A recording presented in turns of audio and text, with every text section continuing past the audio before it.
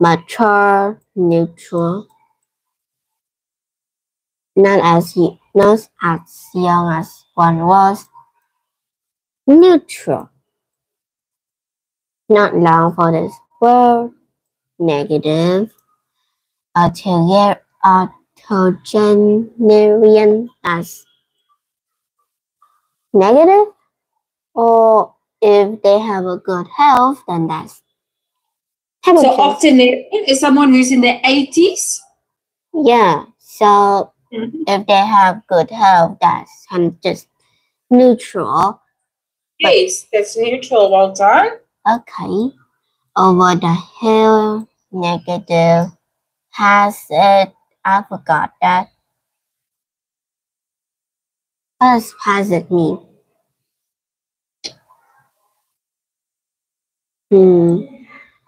So has it negative? Past one's prime negative. Senior, that's positive. Senior, positive. Neutral. I think I'm done. Okay, let's have a look. So advanced in years, yeah. Okay, that can be neutral or positive, yes. Ancient, neutral, yes. 3, decrepit, yeah, negative, well done. Elderly, neutral, getting on, yes. Positive, mature. Mature can also be positive, yeah. And then not as young as one was, yeah, neutral. Not long for the world, yes. Over the hill, yes, well done. Senile. If we have senile, yeah. To be senile is to be crazy. Yeah, so that one is going to be negative. I must remember it as senior. Okay, senior, yes, the rest is correct. Well done, Jenny. That was really good. Okay, so moving on to the next one.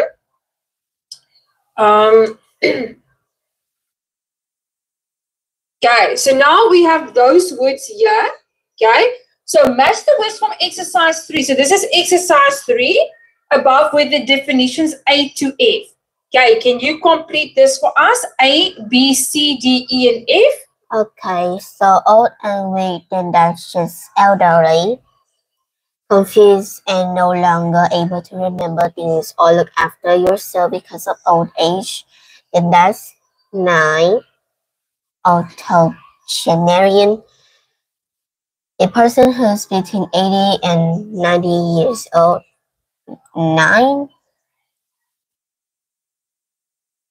So 80 and yeah, that's correct. Well done. Approaching death. 10.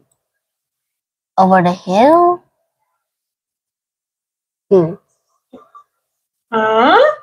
Not long for this world. Okay. But isn't it as the same meaning? So not long for this world is person who is basically busy dying. Okay, and over the hill. Ooh, someone is over the hill there. Not here. Oh, ancient. Ancient, yes. That means that over the hill they had many years. Okay. A person Perfect. who is between 70 and 79 years old. That's a teen septuagenarian. I still don't know how to spell it. Septuagenarian. Yes, septuagenarian. Yes, well done. They're all having existed for a long time. That's 10. Ooh. So over the hill, guys, sorry, Jenny. So over the hill is approaching death. But if someone is very old, They are okay. Ancient. Okay, there we go. Okay, well done. Any questions so far, Jenny? No. Okay, so moving on to the next part. Write a paragraph about your family and your future in which you use at least 5 of, okay, so you're going to tell me about, we're not going to write, you're going to tell me about your family, okay? So so what is applicable to which person? I'm going to give an example. So my grandmother, she's quite ancient because she is a very old person and has been living for many, many years. I get on with with all my family members. My brother is quite mature, and one of my uncles, he is over the hill, and the doctor hasn't given him a long time to live. My uncle, he's a septuagenarian. He is the age of 75, and and I think one of my aunts is past her prime. Okay, so now it is your turn to tell me about your family members using 5 of these words. So, okay.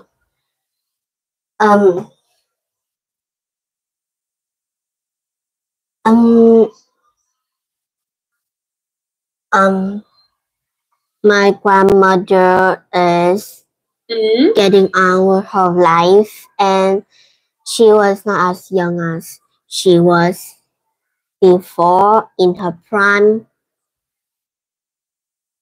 Yeah. She is septuagenarian, and yes, even if she is the elder person in the family, she still have her same humor as always. That was really good, Jenny. Fantastic. I like that. That was really, really good. Okay, now moving on to the next part. And now that we know how to use it, okay, so we are going to exam information true, false, or not given. This type of question test, if you can identify whether information is correct or not, you are given a factual statement and you have to check in a text if it is true. It is important not to use your own knowledge to answer the question. The answer must come from the text. If the text confirms the statement, your answer should be true. If the text says the opposite is true, your answer should be false. If it's impossible to know from the text if the statement is true or not, your answer should be not given. The information in the text will be in the same order as the questions. Okay. As the answers are in the same orders as the text, do not waste time going back to the beginning of a text, find an answer to a question. Always keep reading on. Okay, so what we're going to do here is, Jenny, read the text and when one of the topics on the right, okay, debt, marriage, guilt, accommodation, participation in society, okay, if one of the topics is not mentioned at all, but do not reread the text to find.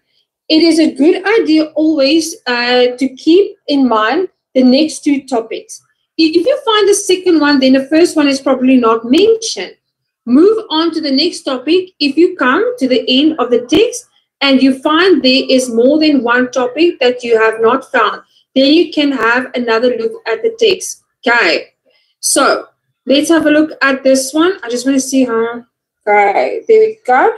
So let's quickly read the text, okay? But bear in mind the topics that we're going to is debt, marriage, guilt, accommodation, participation in society. Okay, so Jenny, can you read for us the article? I don't know accommodation means. Accommodation means a place to stay. Okay. So, Okay. okay. For British teenager and 20-somethings today, life is increasingly become unfair. The world into which they are entering is more testing and uncertain than the one their parents negotiated at the same age. Finding a stable career is harder.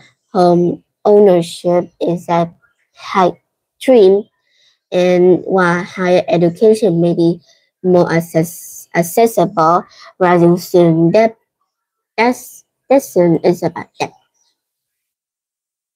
Okay, excellent. And national debt is something they will paying off for years.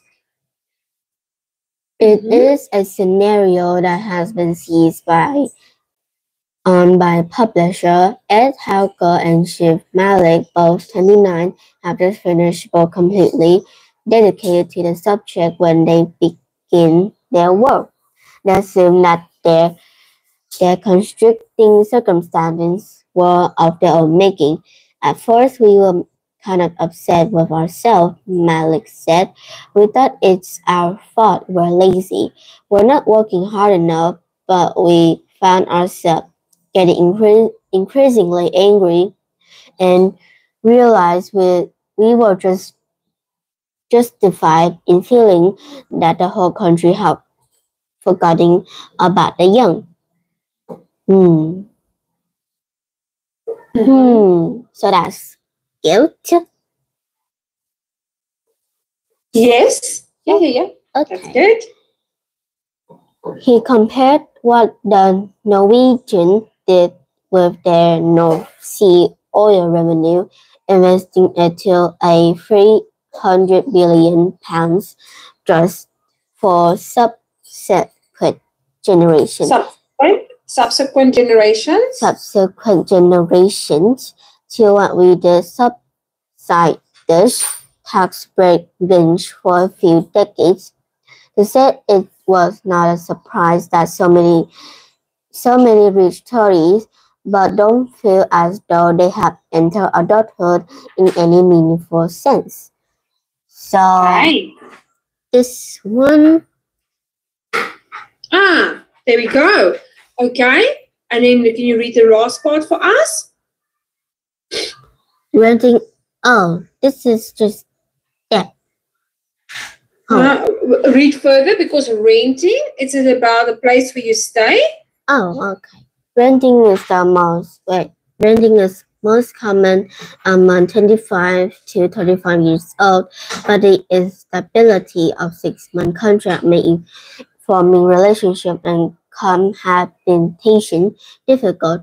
Malik said he had moved flat 10 times in 10 years. He and his wife now live in a house with a friend. They have iPad and will travel if they're safe enough, but home ownership or a decent job with decent pay is more unlikely. So there's a place What's that about? A place to stay, like you said. Yes, accommodation. Yes, well done. And then the last part, right? Halka admitted that some baby boomer parents helped their children financially, but this was no use. Nothing is going to slow down social mobility more than ensuring young people end up living their life their parents can afford for them. The last thing this country needs is some kind of battle of generation, but we need to start thinking seriously about what kind of future we want, and if our generation is going to fix that, we need to be active in our communities and in politics.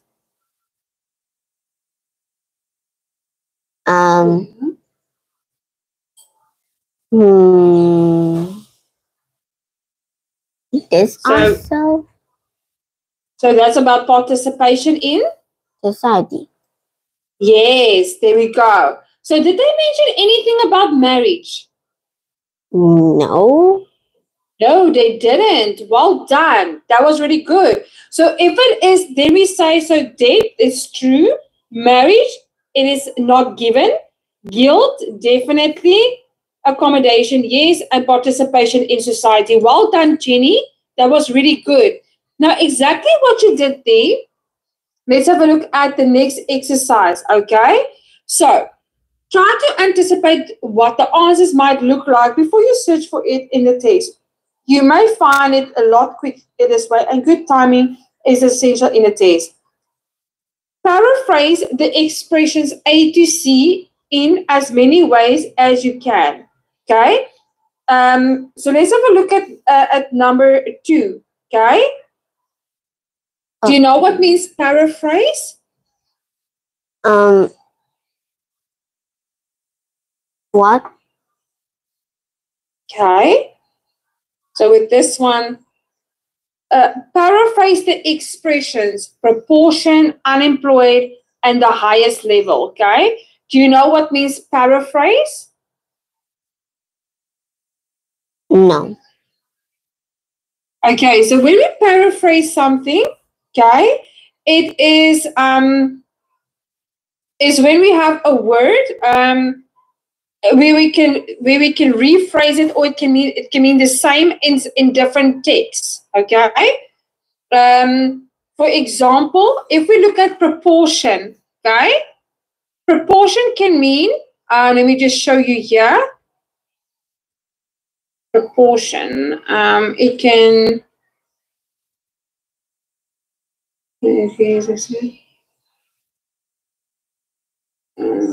Proportion. Date, national, something in office, your publishers. Oh, so there we go. What's going to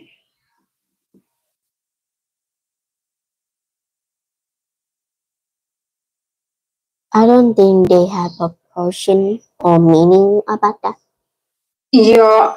Now, let's look at the answers to 1 to 3. What proportion of people under 25 are unemployed at the moment? Okay, wait. Sorry, Jenny. This is my mistake. I reference back to the... Okay.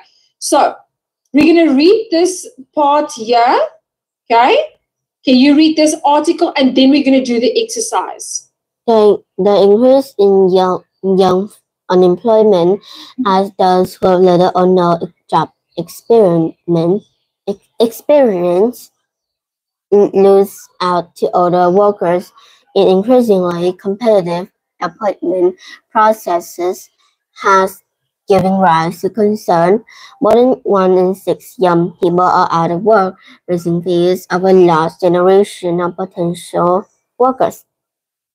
Official data showed yesterday that in the 3 months to June, the number of those under 25 and out of work has soared by 50,000 or 6% to 928,000 as school and college leavers have been unable to find jobs.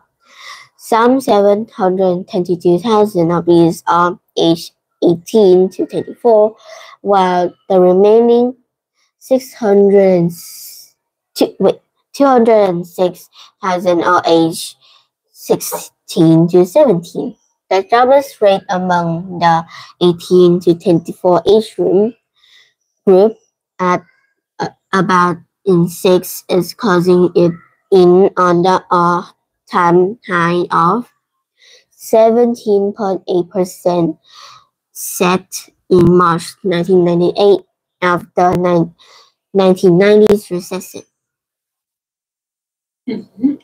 Okay, so now, what proportion of people under 25 are unemployed at the moment? So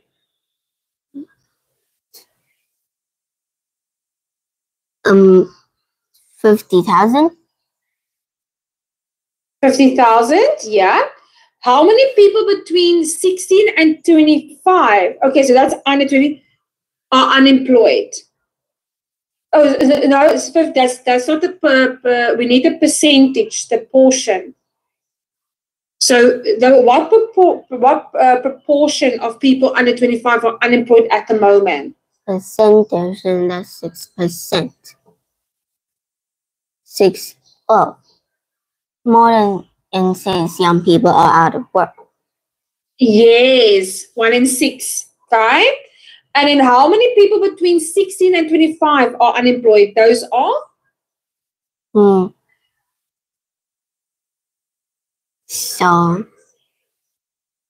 So 50,000. Yes. Okay. And what is the highest level of unemployment so far? The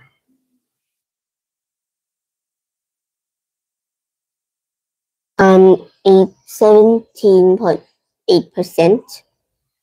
Yes, 17.8%. Well done, Jenny. Okay, now moving on to the next one. Okay, we're gonna do this one. You will need to watch for this exercise. Okay. You want text one. Okay. The two texts below are of the same word length. They are both about current trend of 30-something marriages. In text one, the writer argues in favor them, whereas in text two, the writer suggests that getting married younger could be better. Start with text one, make a note on your starting time. Read each paragraph as fast as you can without stopping for unknown vocabulary, but make sure you try to understand what you read. You can check this each time by answering the simple question at the end of each paragraph. First of all, without looking back at what you have just read, if you cannot answer the questions, you are probably reading too fast, and you will have to read the paragraph again to answer the question. If you can answer it correctly, move on to the next paragraph, but try to read a little faster than the one before. Make a note of your finishing time. Okay, so can you read for us text number one? I married in both 20s and my 30s. I was 28 the first time and my wife was 22. While we're talking about numbers, it's probably worth mentioning that our combined emotional age was about 17. We were both carrying baggage not from previous relationship but from childhood and adult scenes, which meant that we were both still working on our identities. We weren't unusual in this respect. 21st century Westerners enjoy a protracted indulgence during which it can be risky to make any commitments. So how many times has the writer been married? What? How many? Right? I don't know. Okay, so that means you're reading too fast, so let's read it a little bit slower. I married in my above 20s and my 30s. So that's one. Both? Meaning? Two. There we go. So you see, pay attention to what you read, Jenny. And then the next one. Okay, so now you're going to read the next one for us.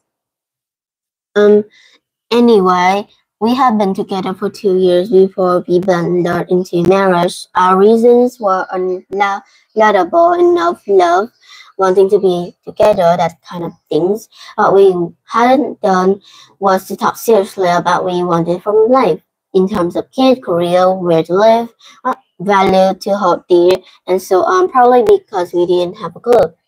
About 3 years into the marriage, it became apparent that our views on this matter were diverging. The relationship began to unravel, and I was divorced by the age of 33. Okay, so the question is, did the author divorce because he and his wife had very different backgrounds? No. And what was the reason? I mean, maybe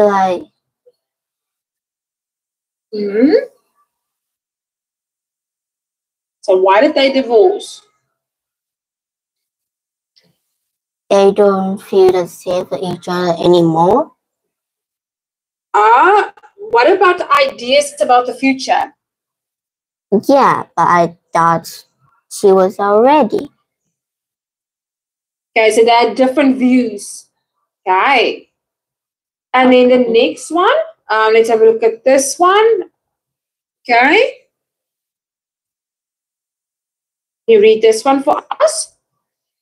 After a 3-year courtship, I remarried last month at 37.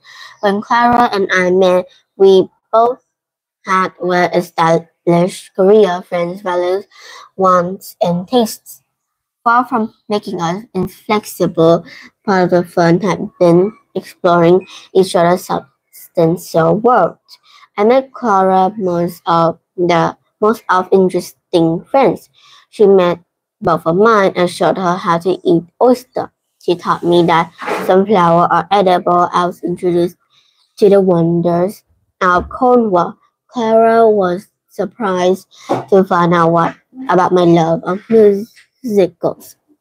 We both had disposable income and our own flat, so our culture was characterized by great meals at holiday, lazy Sunday mornings. It was sophisticated, hedonistic, and fun. Hedonistic and fun, yeah. So true or false, Jenny? The writer is saying that it is better to get married when both partners have already established their own identities. True. It is true. Well done. Okay, now the last one. Can you read that one for us? Not in a way that left us unprepared for oil and practicality. Though we had our first child practicality. Practicality. Practicality. There we go.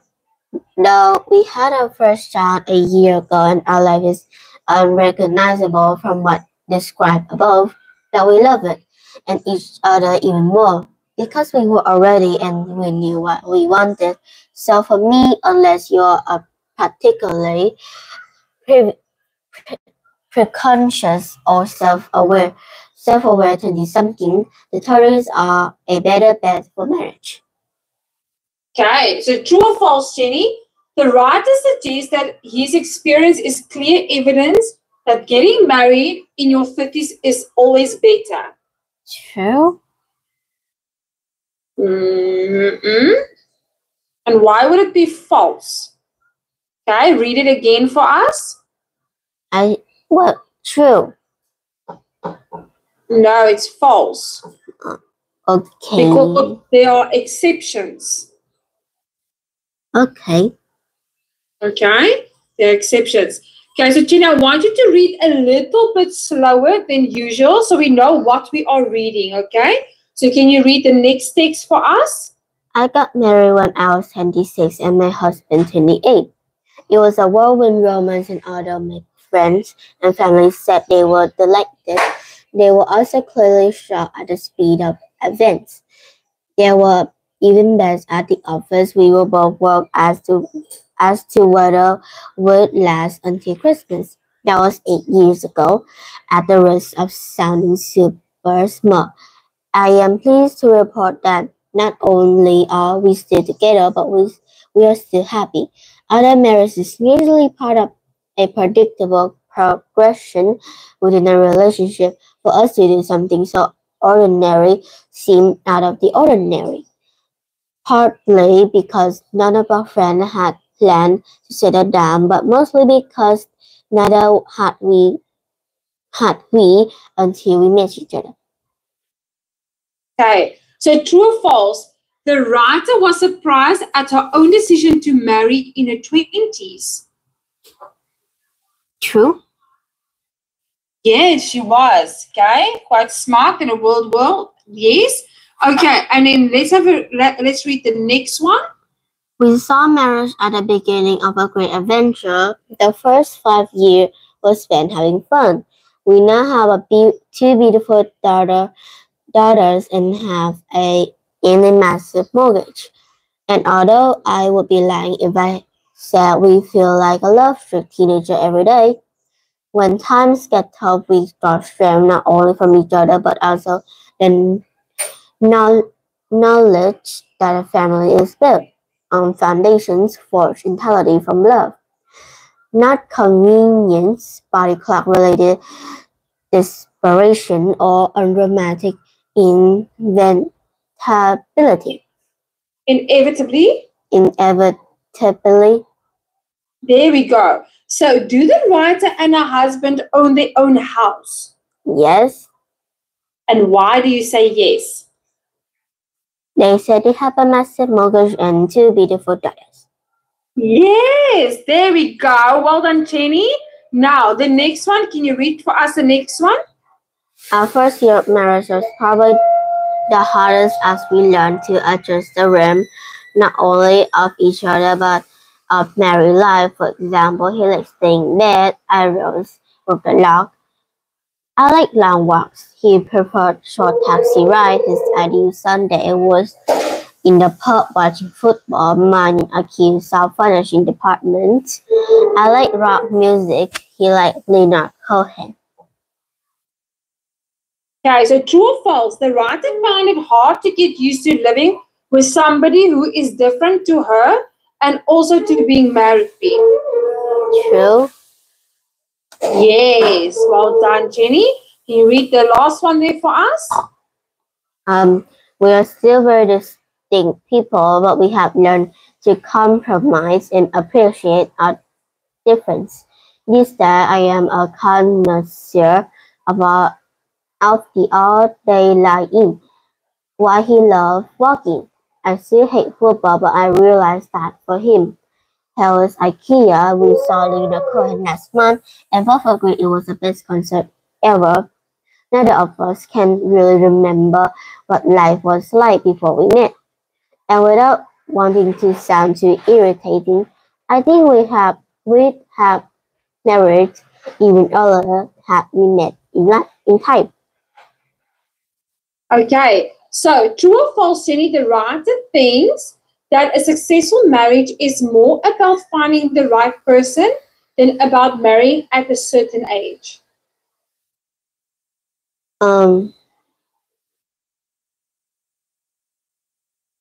False? Why do you say false?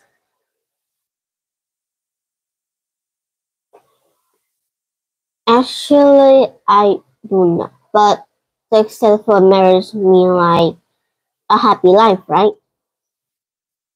Okay, so read it again. Read it again.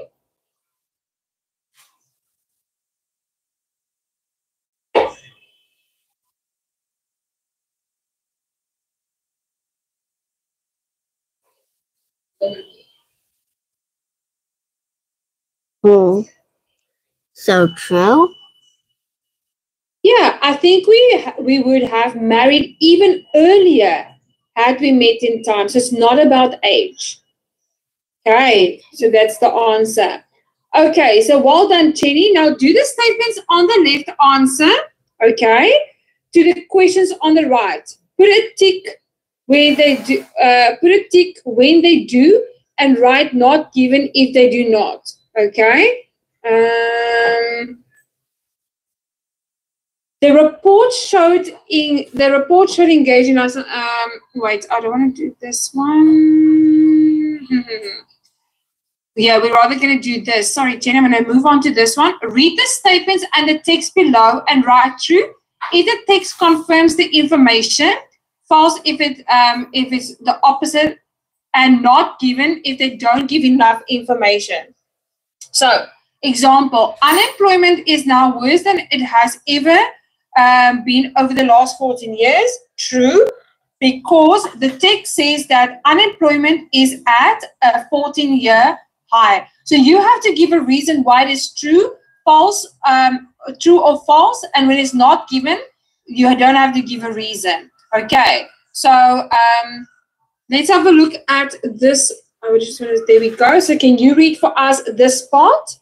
More than 1 in 6 young people are out of work, raising fears of a lost generation of potential workers as unemployment hits a 14-year high.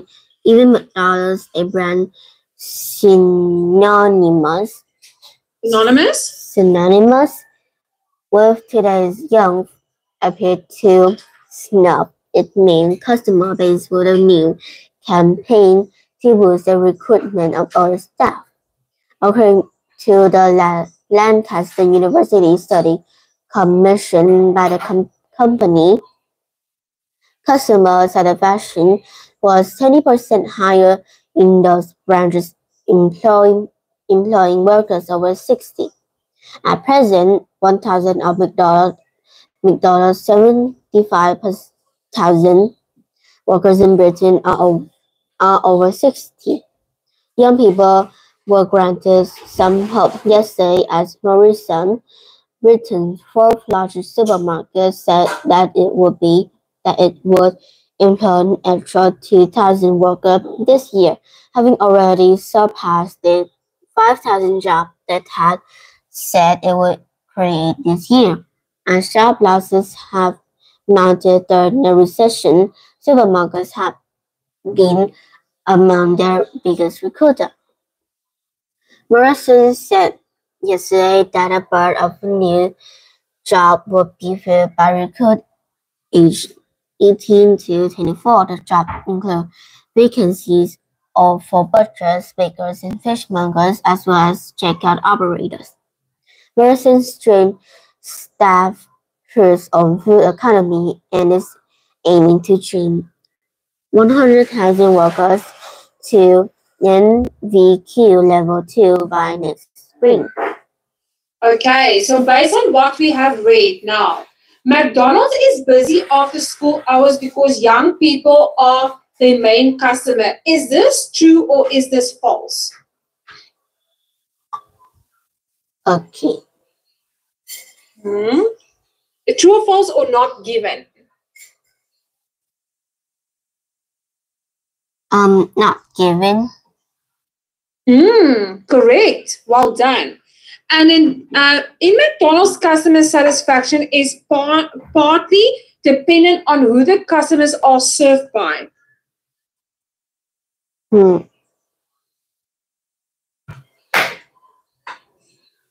Not given? No, it is given. Okay. Oh, so. Yeah, it's in the text. But you have to tell me if it's true or false. False?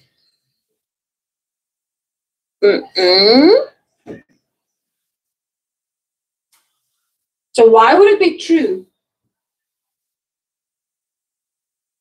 According to a Lancaster University study commissioned by the company, customer satisfaction was 20% higher in those employed workers over 60. Yeah, so you see customer satisfaction. Okay, so Jenny, what you're going to do is I'm going to send you this text and then you're going to answer number 1 to 7 with your reasons for me. Jenny, did you learn something new today? Yeah. Fantastic. Did you enjoy it? Yeah. Well done, Jenny. I'm very proud of you. Well done on the reading part. I will send this for you for homework and then I'll see you on Sunday. Bye-bye, Jenny. Have a great day. Okay, bye-bye.